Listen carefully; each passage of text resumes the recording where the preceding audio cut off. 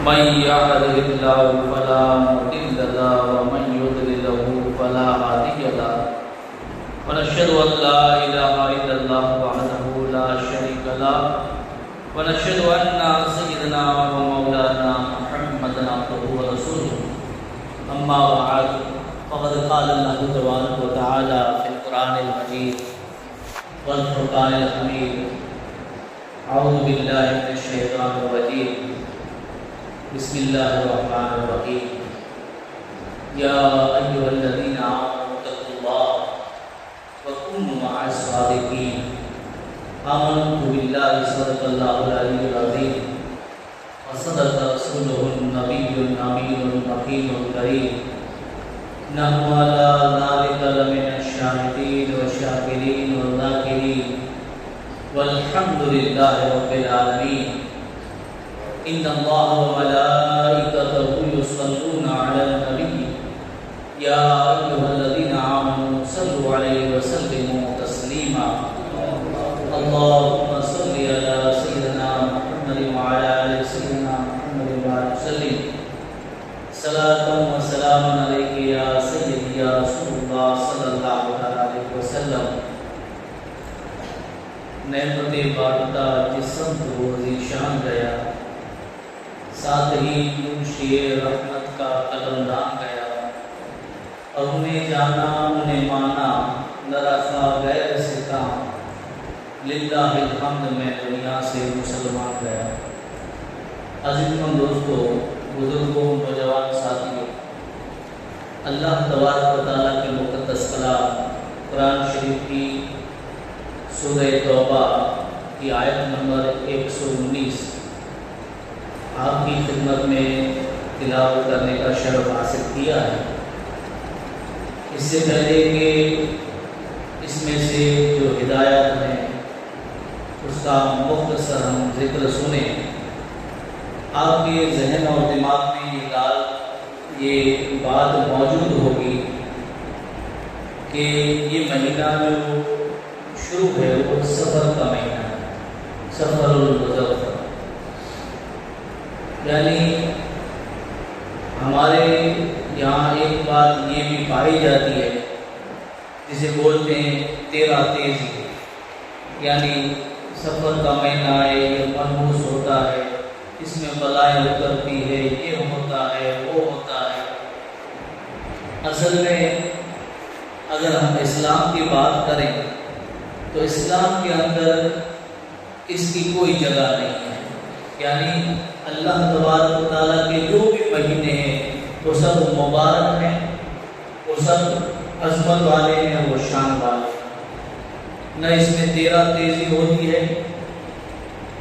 نہ اس میں بلائیں اترتی ہے، اور سفر کے بارے میں تو میرے آقا نے یہ بھی فرمایا کہ لا سفر، یعنی سفر کچھ نہیں ہے، اس میں بلائیں اترتی ہیں، یہ منحوس ہے، 13 تیزی ہے، اس میں شادی نہیں کرنی چاہیے وغیرہ وغیرہ، یہ سب جہالت کی باتیں ہیں، کیونکہ میرے آقا نے فرما دیا کہ لا سفر، یعنی سفر کچھ نہیں۔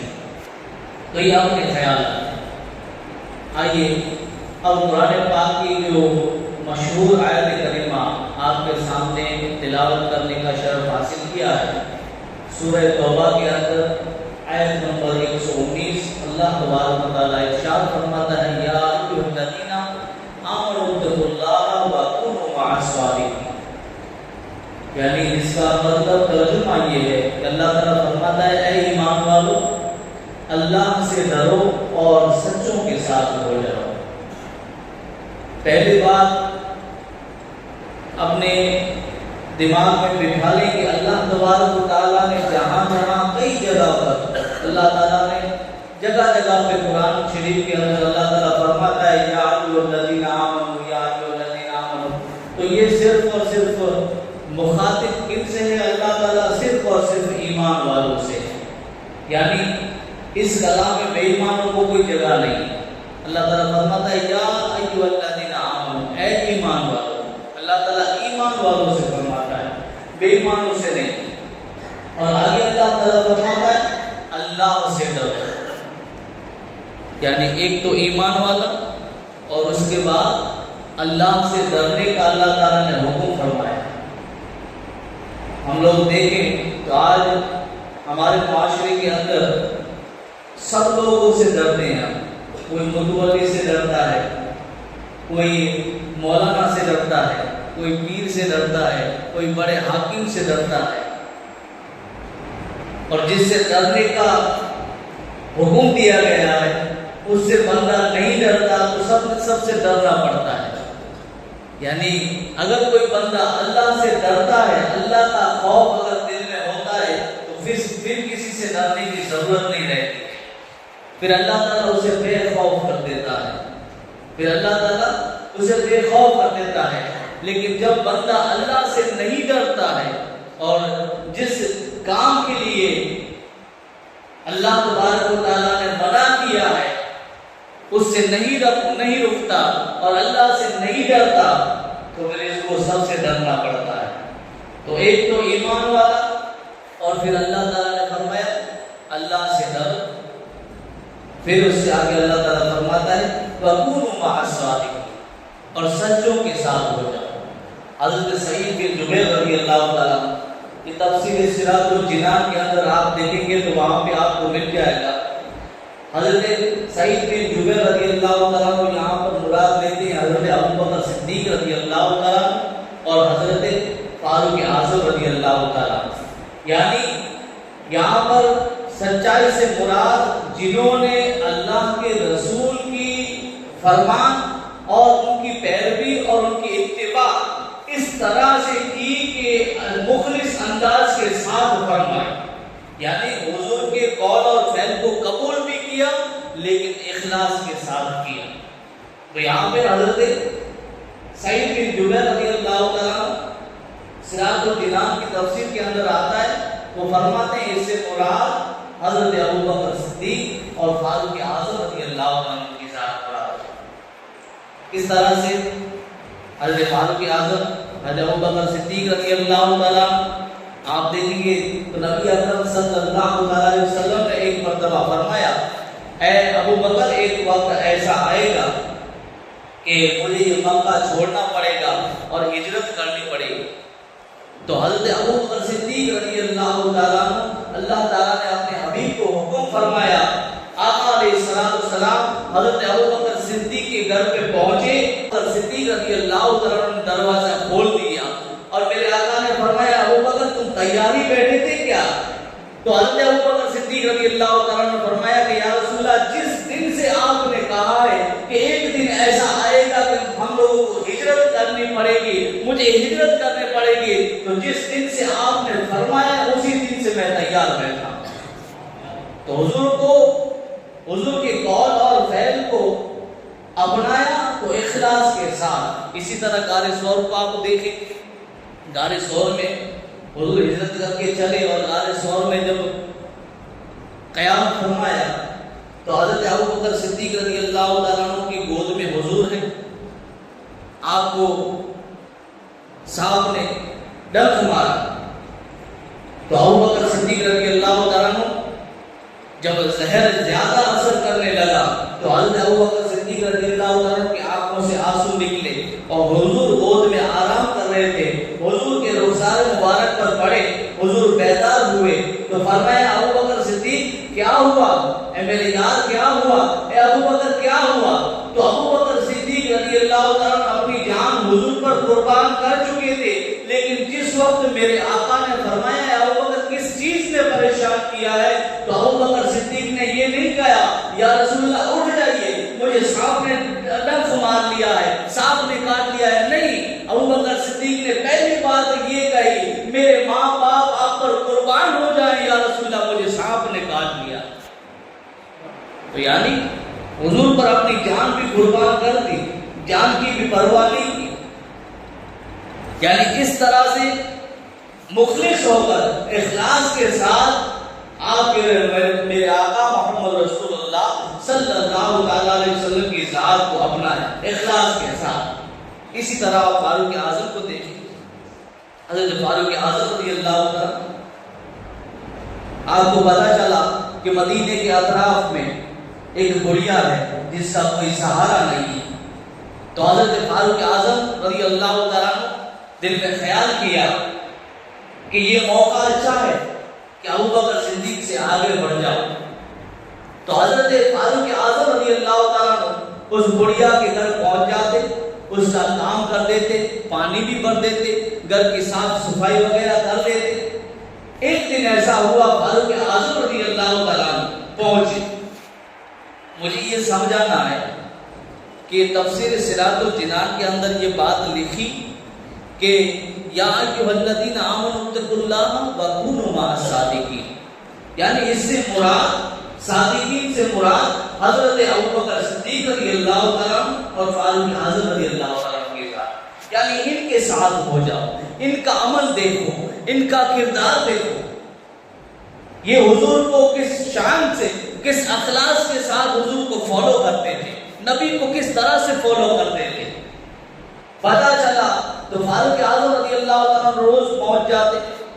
ایک دن فاروق اعظم پہنچے تو کیا دیکھا کہ اس بڑھیا کا سارا کام کیا ہوا ہے، پانی بھی بھرا ہوا ہے، گھر کی صاف صفائی وغیرہ کی ہوئی ہے۔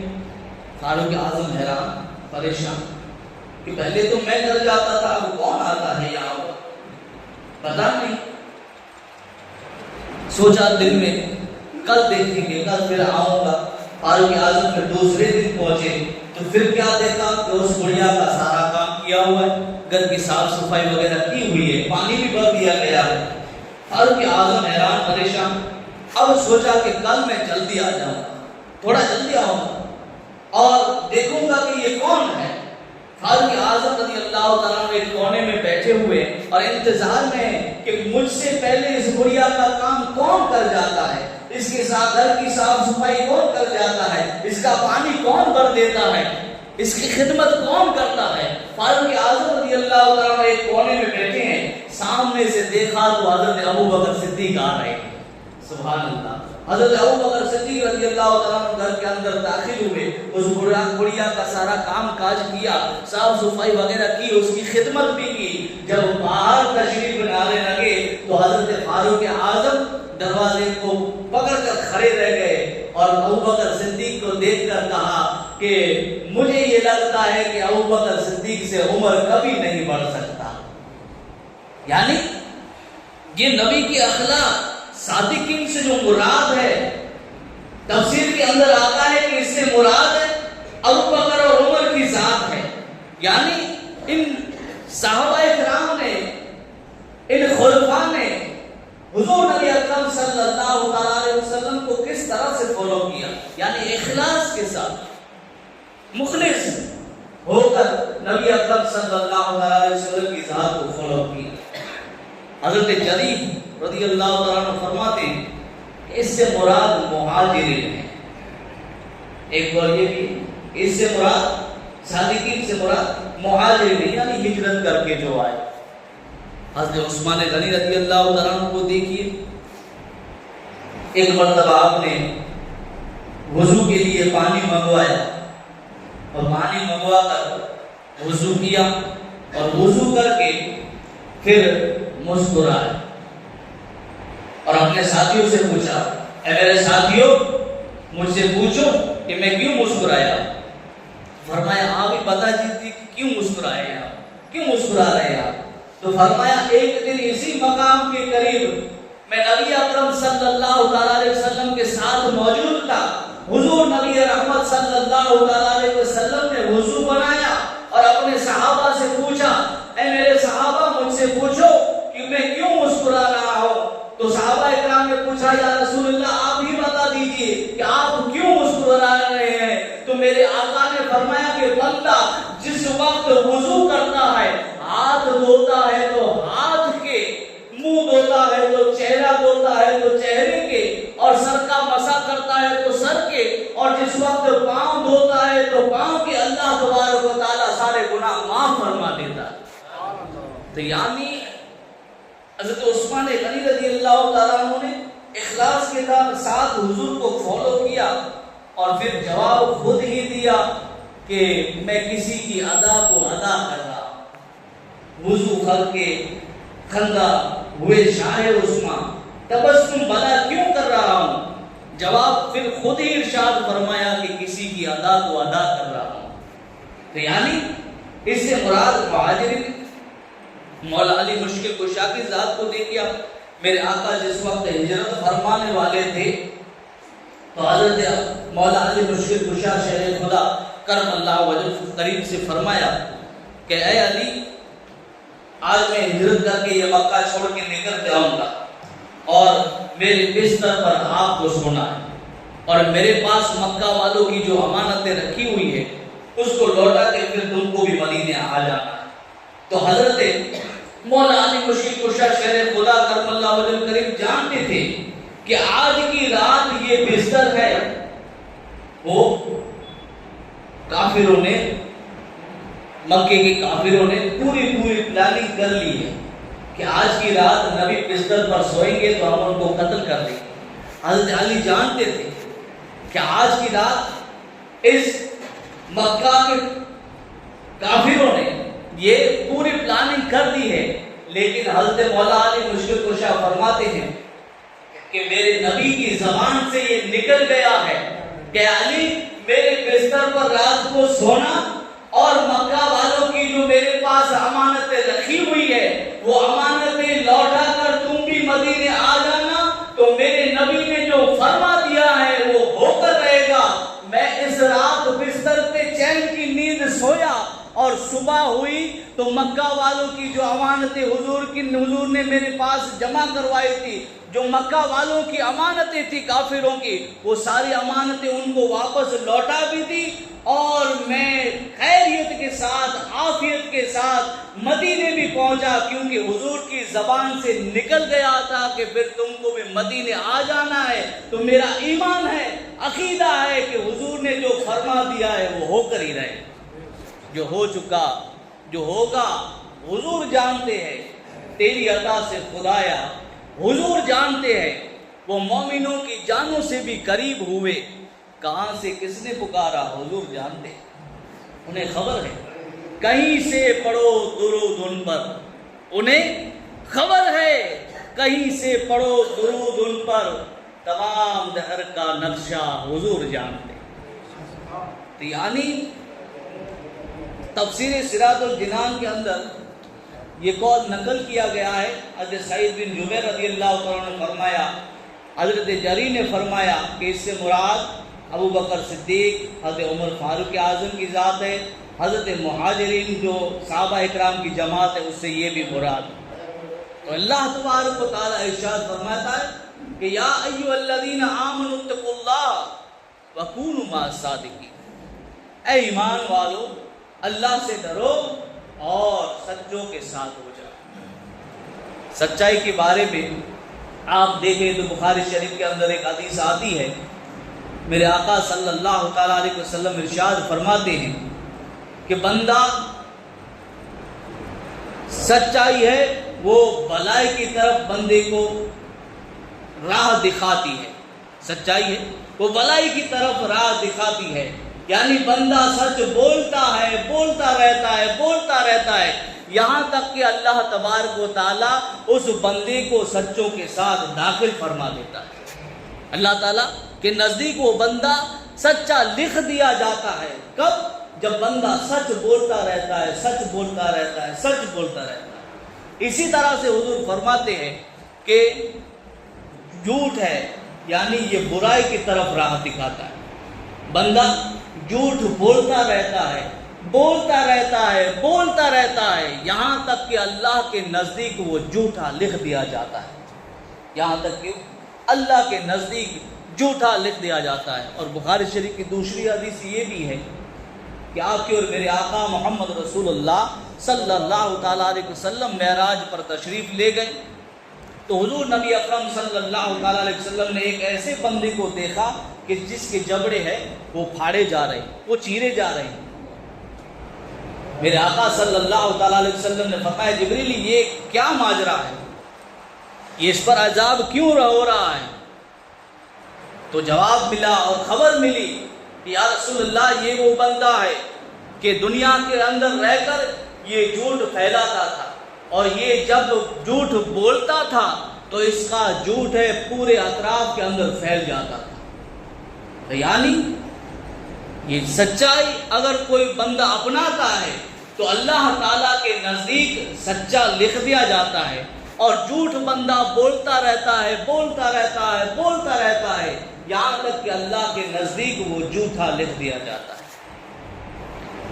تو اس سے مراد صحابہ، اور ایک جگہ پر قرآن میں یہ بھی آتا ہے من النبیین والصدیقین والشہداء والصالحین، یعنی یہ جماعتیں ہیں سچوں کی ہیں، نبیوں کی جماعت، صدیقین کی جماعت، شہداء کی جماعت، صالحین کی جماعت۔ اسی طرح آپ صالحین کو دیکھیں تو اس مہینے کو جس سے نسبت ہے وہ ایک ذات ہے، حضرت شیخ امام ربانی مجدد الفسانی شیخ احمد فاروقی نقشبندی شرحلی رحمۃ اللہ۔ اسی طرح سے اس مہینے کو جس سچوں کی جماعت میں جو سچا ہے اس سے نسبت ہے وہ ہے امام اہل سنت حضرت امام احمد رضا اعلیٰ حضرت فاضل بریلوی رحمۃ اللہ علیہ کی ذات، کہ سفر کی 25 تاریخ کو حضرت امام احمد رضا فاضل بریلوی رحمۃ اللہ علیہ کو نسبت ہے۔ اسی طرح سے اس سچوں کی جماعت کی بات کریں تو ان میں سے سچے 1000 برس کے مجدد امام ربانی مجدد الفسانی شیخ احمد فاروقی نقشبندی رحمۃ اللہ علیہ 28 سفر یہ آپ کا عرس ہے، یعنی اس کی 28 تاریخ کو ہے حضرت امام ربانی سے نسبت۔ آج جس دور کے اندر ہم لوگ جی رہے ہیں، پائنچوں کی لوک شاہی ہے، یہ لوک شاہی ہے، یہاں پہ ہر ایک کو بولنے کا ادھیکار ہے، لیکن جس وقت 1000 سال کے مجدد کی بات کی جائے تو اس وقت بادشاہی کا وقت تھا، بادشاہ کا وقت تھا۔ کون تھا بادشاہ؟ بادشاہ تھا اکبر، جس نے ایک نیا دین شروع کیا جس کا نام رکھا دین الہی، جس کے اندر مسلمانوں کو نیچا دکھایا جا رہا تھا۔ اور بادشاہ کے سامنے بولنا، آج ہم لوگ کسی بڑے آدمی کے سامنے نہیں بول پاتے۔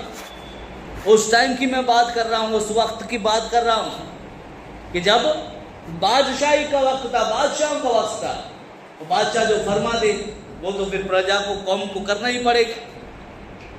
اور بادشاہ نے یہ نیا دین شروع کیا جس کا نام تھا دین الہی، تعظیمی سجدہ بھی شروع کیا کہ اس کی حکومت کے اندر بادشاہ ہے، وقت کا بادشاہ ہے اکبر، بادشاہ صرف نام کا مسلمان ہے، طرح طرح کے خرافات اس کے دین کے اندر ہیں۔ اس نے کہا کہ بھائی نبی کے دین کو اب 1000 سال ہو گئے ہیں تو اب نیا دین لے کے آؤ۔ اس کے پاس ایسے علماء سو رہتے تھے جو لالچی تھے، وہ اس کو بہکاتے تھے۔ یہاں پر اس کے دور کے اندر یعنی مسلمانوں کی کوئی عزت نہیں، کوئی مقام نہیں، یعنی مسلمانوں کو بالکل نیچا گرانے کی کوشش کی جا رہی ہے، مسجدیں توڑوائی جا رہی ہیں، یعنی اس طرح کا ماحول ہے۔ اب اس بادشاہ کے سامنے کون بول سکتا ہے؟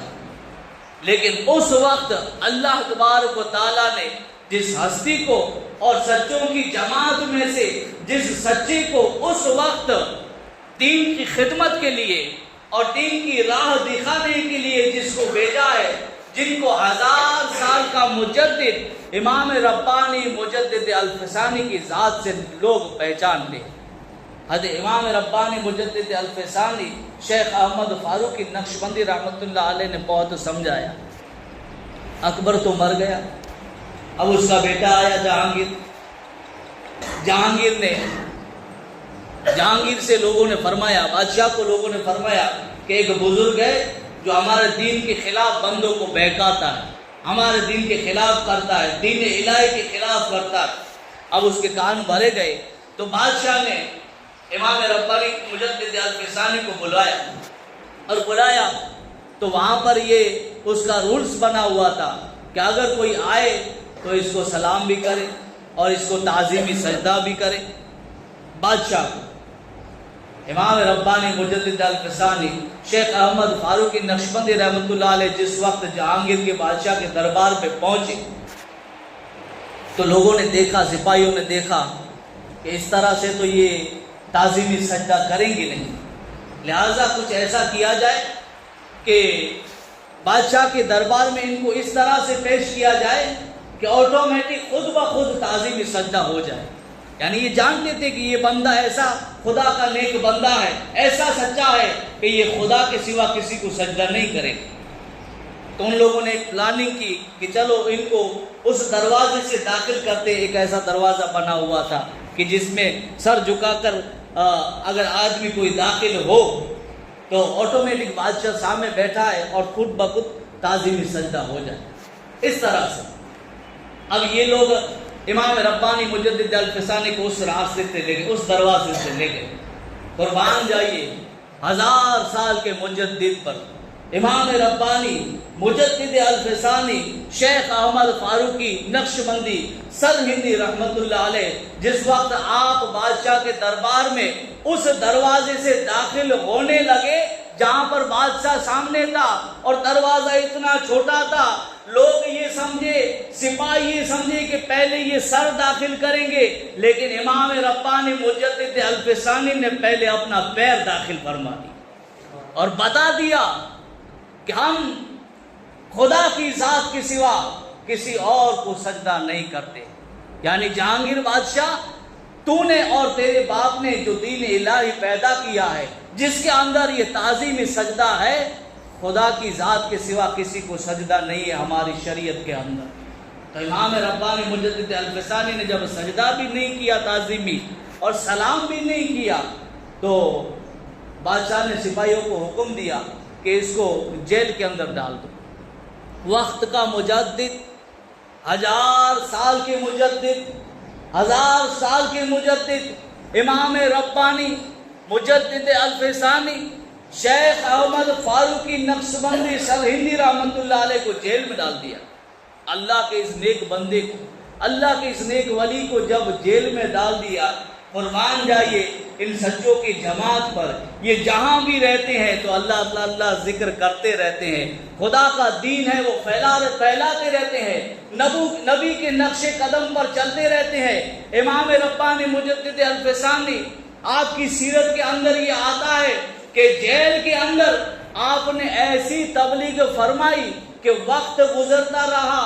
امام مجدد الفسانی کے مریدوں نے بادشاہ پر یعنی لڑائی شروع ہو گئی، ان کے جو مرید تھے، اور یہاں تک کہ جہانگیر ہے اس کی ہار ہوئی اور امام ربانی مجدد الفسانی کے مریدوں کی جیت ہوئی.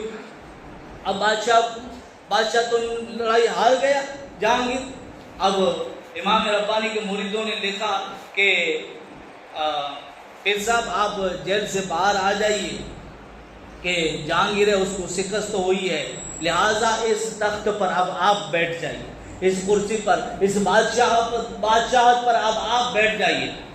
امام ربانی مجدد الفسانی نے تحریر لکھی کہ اس بادشاہ کو ہی واپس اس کرسی پر بٹھاؤ، اس تخت پر بٹھاؤ، اسے بادشاہت واپس کر دو اور اس سے کہو کہ مجھے کوئی بادشاہت کی ضرورت نہیں ہے، مجھے کوئی تخت کی ضرورت نہیں ہے، مجھے کوئی کرسی کی ضرورت نہیں ہے، لیکن میں باہر آؤں گا تبھی آؤں گا کہ یہ کرسی بھی تیری ہے اور تیرے باپ کا جو دین جو ہے اور اس میں جو تیرے باپ نے جو نیا دین پیدا کیا ہے، کلمے کے اندر جو تبدیلی کی ہے، ان سب کو واپس اسی جگہ پر لا اور تیرے باپ کے دین کو رد فرما اور یہ نیا دین ہے اسے ختم کر، پھر میں باہر آؤں گا.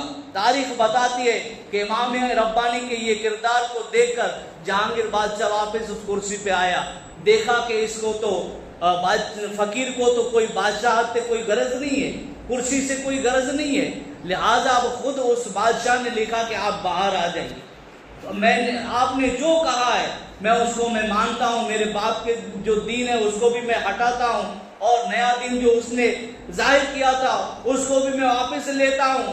دین تو وہی رہے گا جو آپ فرمائیں گے، جو آپ کے نبی کا دین تھا. اب آپ باہر آ جائیے. تاریخ بتاتی ہے امام ربانی جس وقت جیل سے باہر آئے تو جتنے مشرکین بھی جیل میں تھے سب صاحب ایمان ہو کر اور اللہ کے نیک بندے ہو کر جیل سے سب جماعت کو باہر نکالا ہے. صرف اکیلے باہر نہیں نکلے بلکہ پوری جماعت ایک ہو گئی نیکوں کی. یعنی جیل میں رہ کر بھی آپ نے دین کی تبلیغ فرمائی. یہ ہے سچوں کی جماعت. تو اللہ تعالیٰ فرماتا ہے کہ یا ایھا الذین آمنوا اتقوا اللہ وکونوا مع الصادقین، اے ایمان والو اللہ سے ڈرو اور سچوں کے ساتھ ہو جاؤ۔ یہ سچوں کی جماعت ہے، اللہ تعالیٰ اس پر عمل کرنے کی ہمیں توفیق عطا فرمائے۔ وما علینا الا البلاغ وآخر دعوانا ان الحمد للہ۔